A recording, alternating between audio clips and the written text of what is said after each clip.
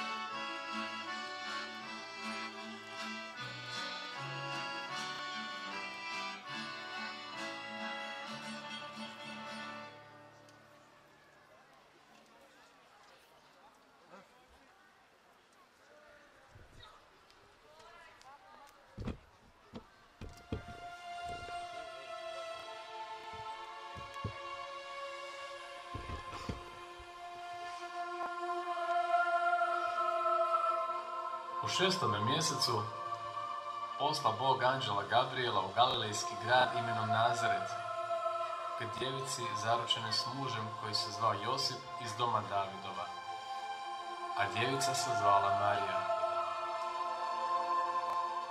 Anđeo uđe k njoj i reče: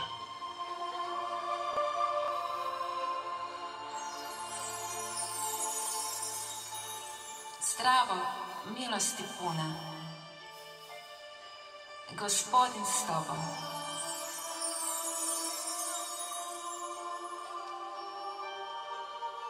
O Bože moj jedini, što ja to čujem? Što mi se to događa? Tko je ovaj koji me pozdravlja? Ako je od tebe...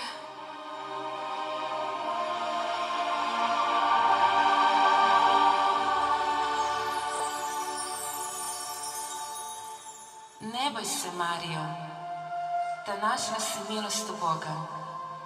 Evo, začet ćeš i roditi sine, i nadjenut ćeš mu ime Isus. On će biti velik i zvaće se Sin Svevišnjega. Njemu će Gospodin Bog dati prijestolje Davida, oca njegova, i kraljevat će nad domom Jakovljevim u vijeke, i njegovu kraljevstvu neće biti kraja.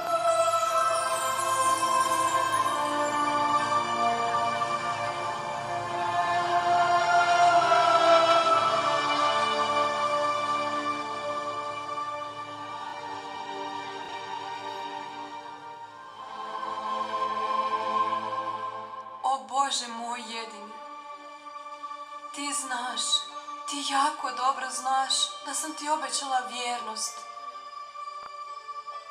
Ti znaš da ja s Josipom želim djevičanski živjeti.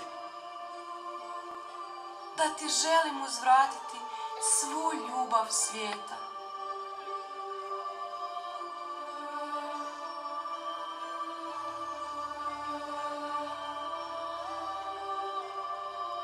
Kako će to biti kad ja muža ne poznajem?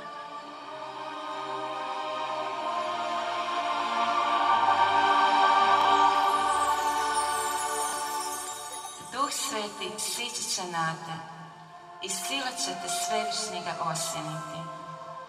Zato će to čedo i biti sveto, Sin Božji. A evo tvoje rođakinje Elizabete, i ona u starosti svojoj zače sina, i njoj, nerotkinjom prozvanoj, ovo je već 6. mjesec. Da Bogu ništa nije nemoguće.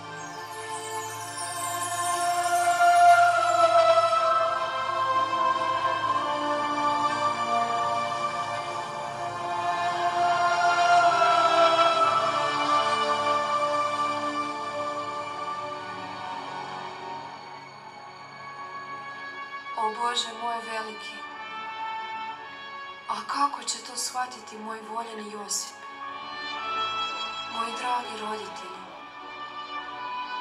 moj Nazaret? Što će svi reći kad vide moju trudnoću? Josip, Josip, treba mi razvrgnuti za ruke. Hoće li mi povjerovati ako mu sve kažem? Što će biti s njim? Kako će reagirati ako šutim? O Bože moj, što će biti s našom ljubavi?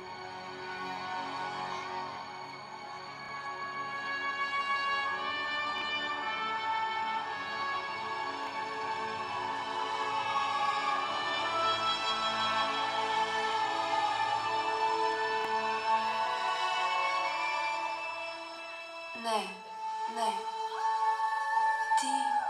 Ti si pravedni Bog. Ti me nećeš napustiti. Ti ćeš biti uvijek uz mene. Ja želim biti s tobom. Ti jedini.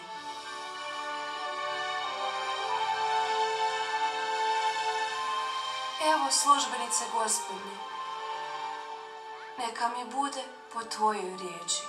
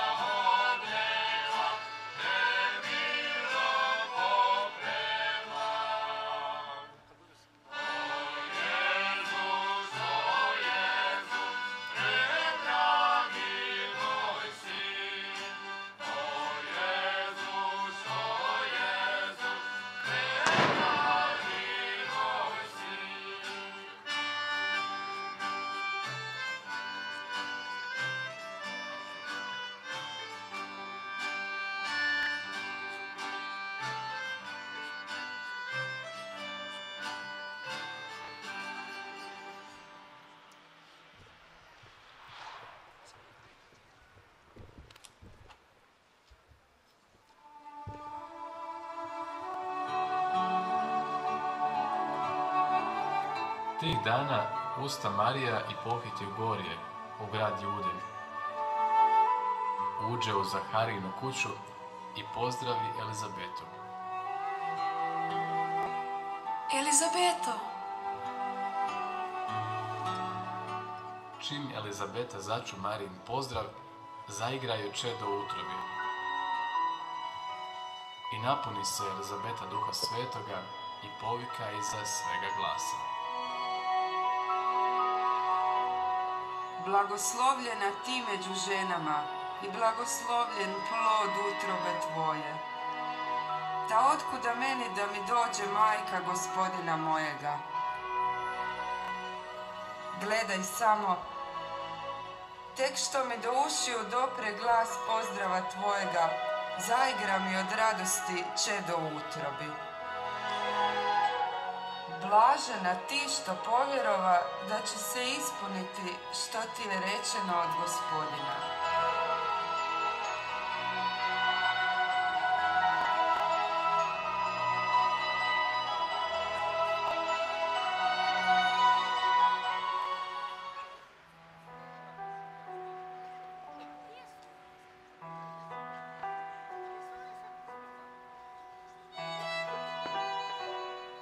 Bože moj jedini, što li će sada biti sa mnom kad me vide ovako trudnu?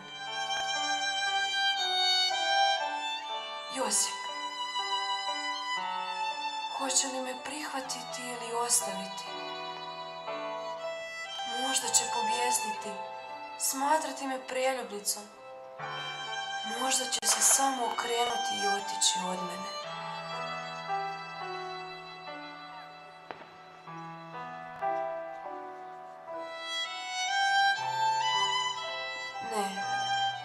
Ne, ništa od toga neće on učiniti. Josip je plemenit čovjek, najplemenitiji od svih ljudi.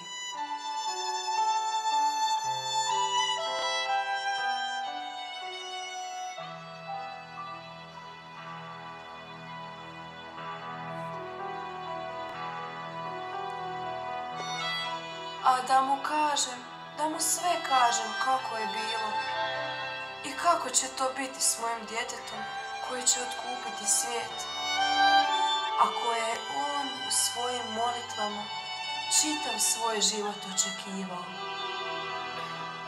Hoće li shvatiti? Hoće li moći razumjeti? Ili ću mu pomutiti pamet?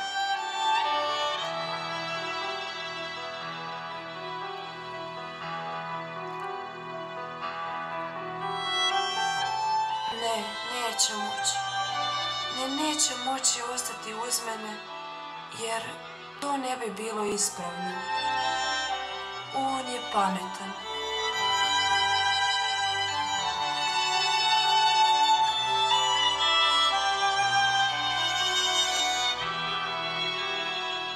Ne, ništa mu neću reći. Iako znam da će zbog toga morati silno patiti. Ali on je toliko jak da će moći podnijeti sramotu i bol koju ću mu nanijeti.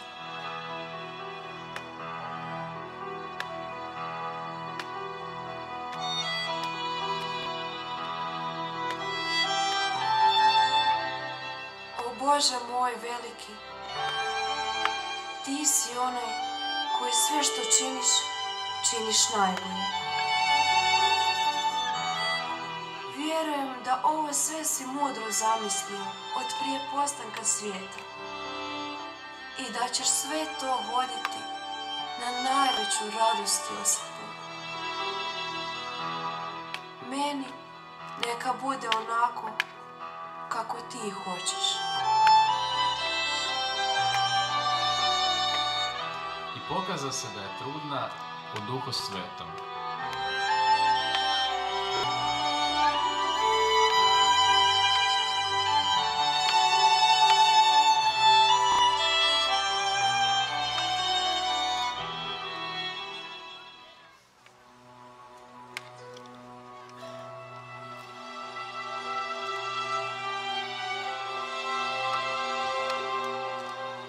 Josipe, Što god učiniš sa mnom, razumijet ću.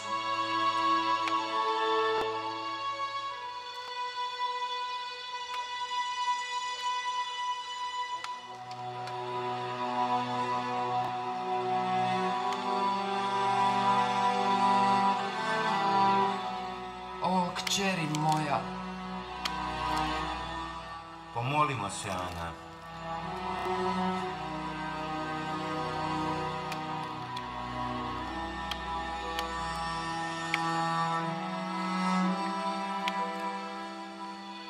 Pogledaj Mariju, koliki trbuh.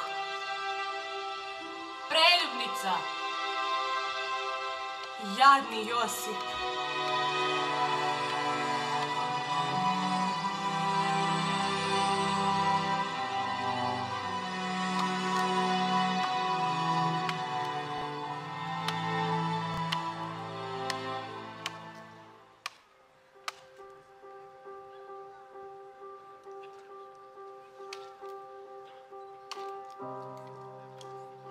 Nemoguće, nemoguće.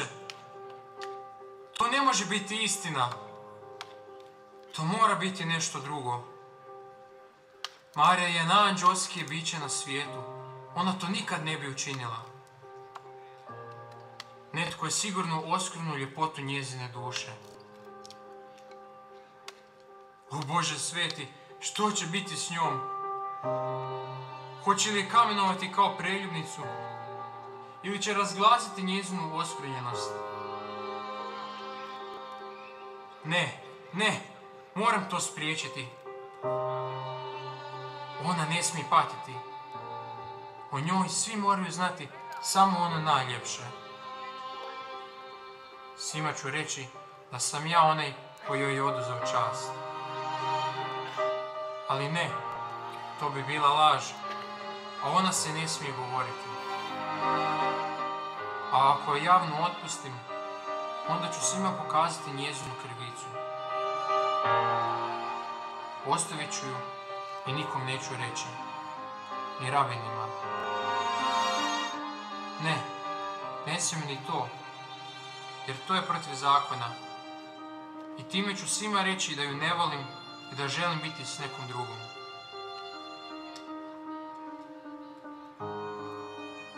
O Bože, što da učinim, a da ne povrijedim Tvoju ljubav i Tvoj sveti zakon, a Mariji da ne navodim. A Josip, muž njezin, pravedan, ne htje da je izvrgnuti sramoti, nego naumi da je potajice napusti. Tajno ću ju otpustiti, tako da neće morati braniti svoju čast pred rabinima i čitavim Nazaretom. Tako će biti slobodna od mene, da živi kako hoće. Otići ću bilo kamo. Važno je samo da s Marijom bude dobro.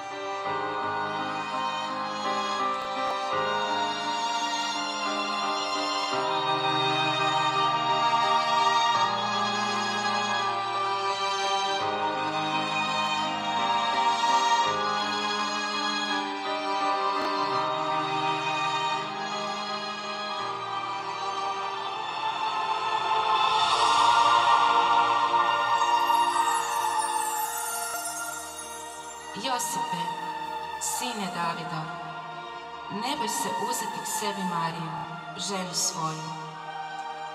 Što je u njoj začeto, doista je od Duha Svetoga. Rodit će sina, a ti ćeš mu nadjenuti ime Isus, jer će on spasiti narod svoj od grijeha njegovih.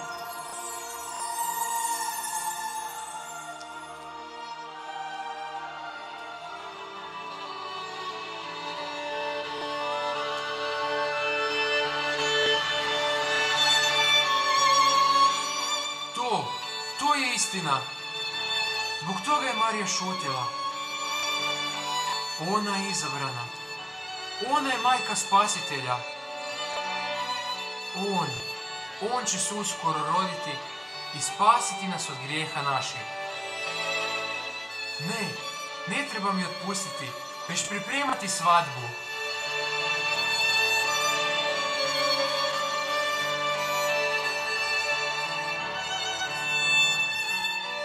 Blagoslovljen budi moj Bože u svojem svetom naumu, da ja, ovako slab čovjek, čuvam Tvoga Sina.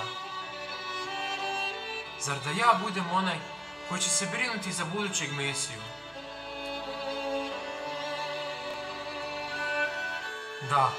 Da, Mesija će se roditi i živjeti u mom domu, zajedno s njegovom svetom majkom.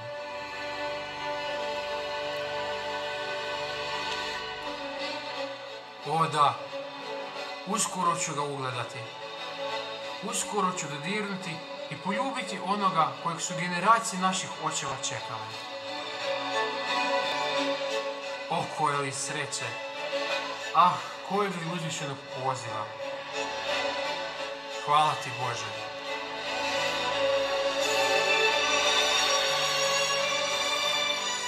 Da, idem k Mariji. Idemo joj reći da sve znam. Idemo pripremati svadbu. Neka svi znaju da je Isus naš Sin, dok god to Bog bude htio.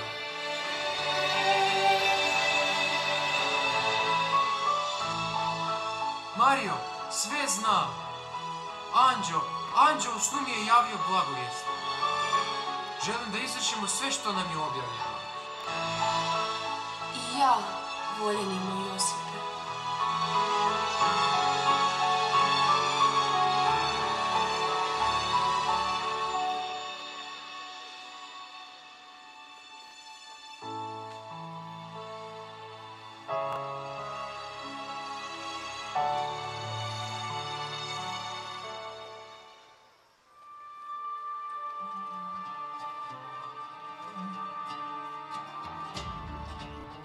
U one dane izađe naredba cara Augusta da se provede popis svega svijeta.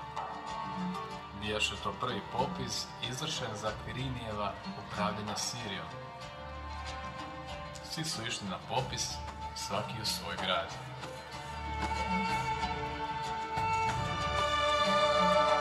Poslušajte dobro, stanovnici Nazareta. Poslušajte zapovjed koju vam imam prenijeti u ime božanskog cara Augusta. Svatko se mora javiti u svoj grad da se izvrši popis stanovništva. Imate 1 mjesec i svaki onaj koji to ne izvrši bit će kažnjen. Kako ću ja? Ja sam iz Hebrona. Ja sam iz Jerihona. Čemu to? Zar nema važnijih stvari? Ovo vam je najvažnije.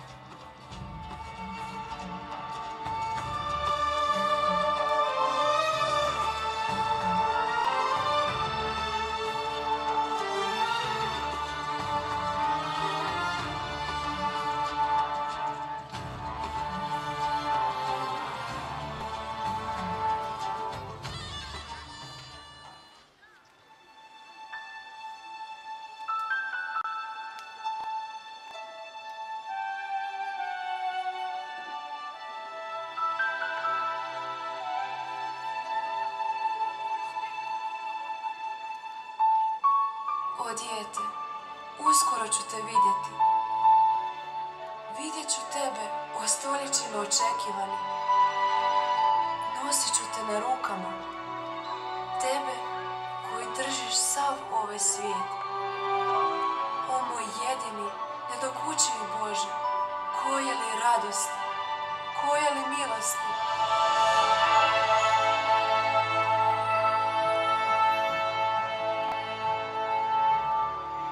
Mario, pođimo ovim putem. Tamo bi mogli biti razbojnici. Dobro, Josipe.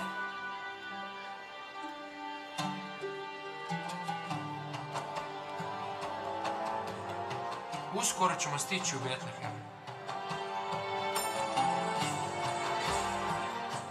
Bog se rađa kao čovjek u zemaljskoj bijedi da bi nas izvukao iz duhovne bijede.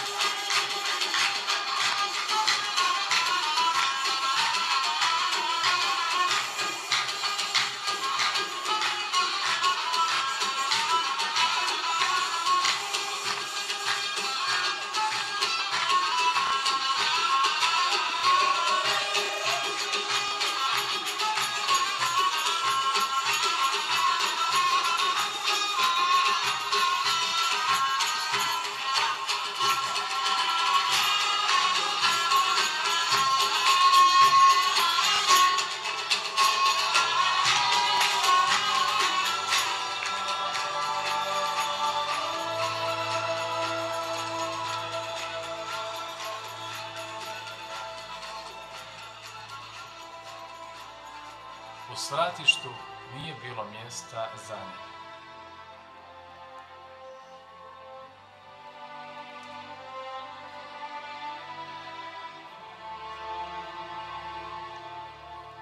O dijete moje, zar nitko da te primi? Sam, na ovoj hladnoći, o dijete.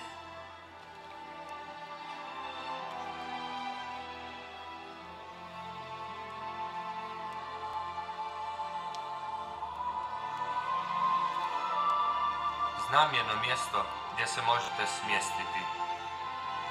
Dođite brzo. Marijo, pođimo.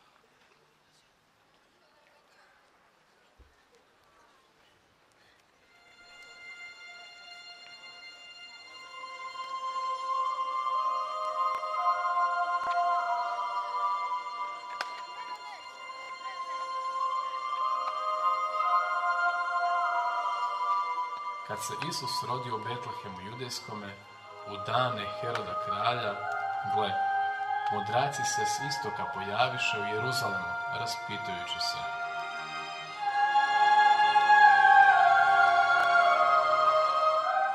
Gdje je novorođeni kralj židovski? Vidje smo veliku zvijezdu gdje izlazi, pa mu se dođo smo pokloniti.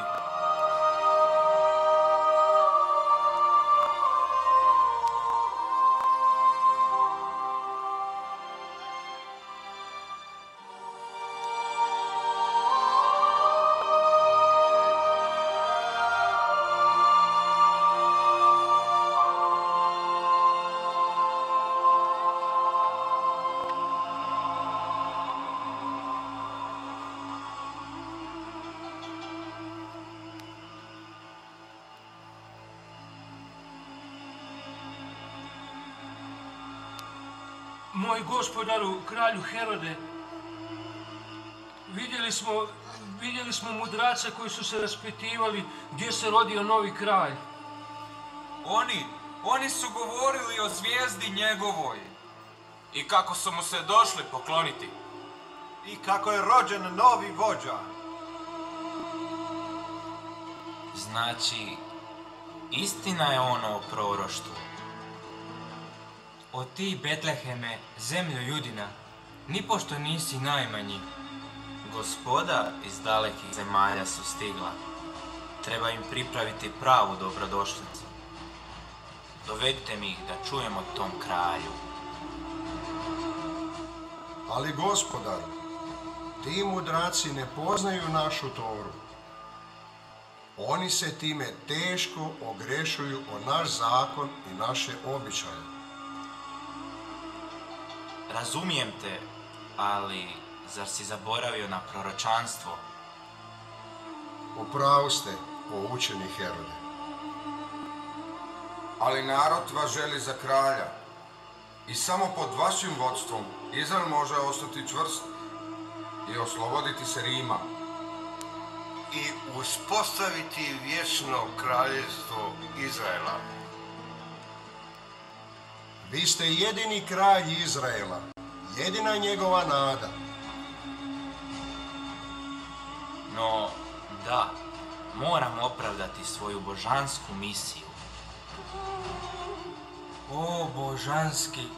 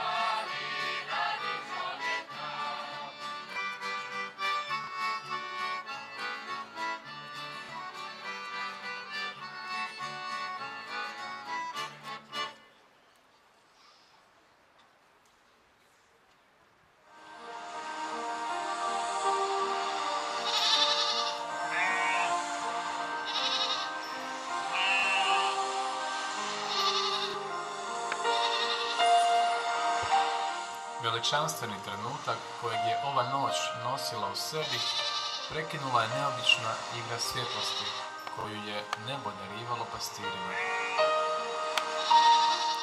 Oni posljednji na zemlji, nomadski narodi sa stadima, prvi su u primanju namještaja tog velikog događaja, rođenja obećanog Mesije. Zastali su na trenutak da promotra što se to događa pred njihovim očima.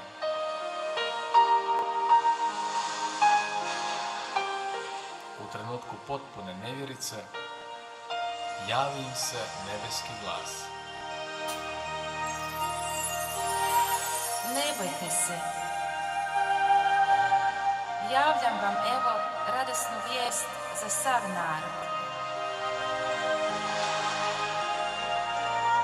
Danas vam se u Davidovu gradu rodio Mesija, obećani spasitelj, Krist Gospodin.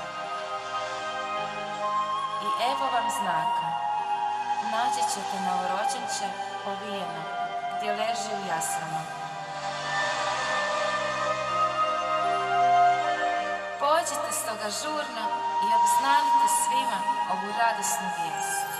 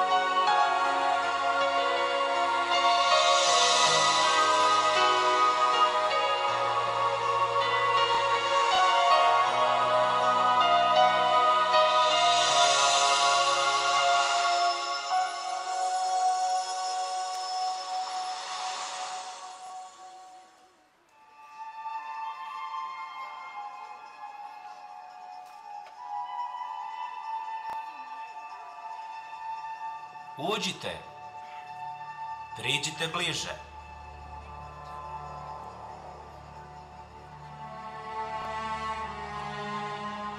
Želim izbliza vidjeti vas, omodraci. Vas za koje kažu da pratite zvijezdu njegovu i da točno znate da će vas ona dovesti do onog mjesta u kojem se rodio vođa Izraela, koji će vladati u vijeke. O, veliki Herode, upravo zato smo ovdje, da bismo mu se poklonili. Jer sva naša istraživanja govore da se rodio u Betlehemu. O ti Betleheme, zemljo Judina. Ne, Vječni vladar je ovdje pred nama. Odlazi laskavče. Kažete da su vas vaša proučavanja dovela ovdje.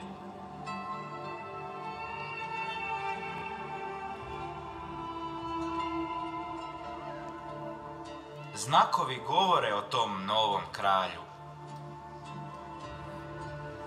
Pratili smo zvijezdu i ona nas je dovela do spoznaje da se rodio kralj koji će spasiti narod svoj Izraela. Da kraljevstvu Izraela neće biti kraja.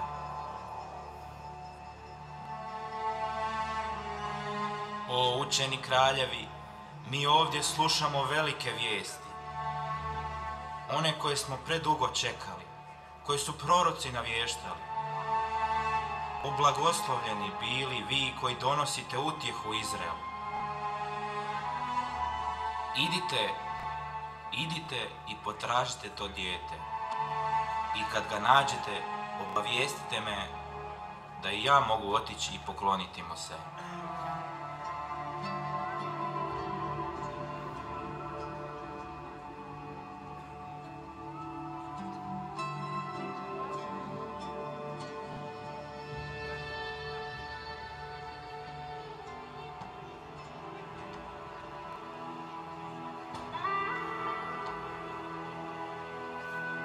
Vi, dobro me slušajte.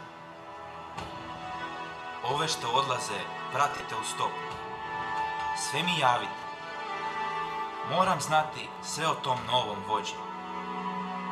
Idite i dobro sve to izvršite.